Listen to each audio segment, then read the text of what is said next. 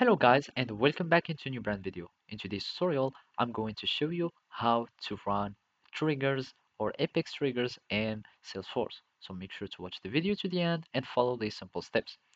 So first, we need to go to our setup, our developer console, and from here we can start creating our classes, etc.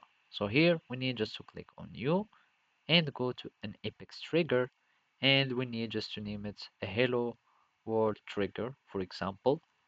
So hello world, since we want just to use a hello world. Here I'm just going to search for the account and I'm just going to submit.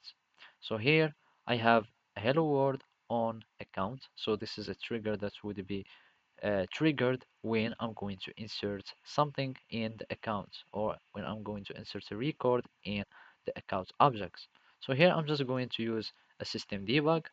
So here let's just use a system the debug, and from here I will just type hello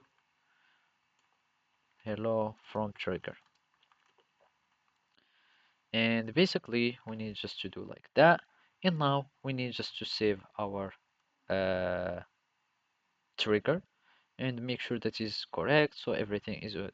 Now we want to trigger this trigger. So basically we can go to debug and open and execute anonymous one, and we want to create an account. So from here I'm just going to execute this one, and I'm just going to open the log and click on execute. And basically we need to go to the logs and we need to find our message. So in the debug only, we will find the hello from trigger that has been triggered. So this is all you need to do, is to start triggering your uh, triggers and then see if they do the work. So basically that's it. Thank you for watching and see you next time.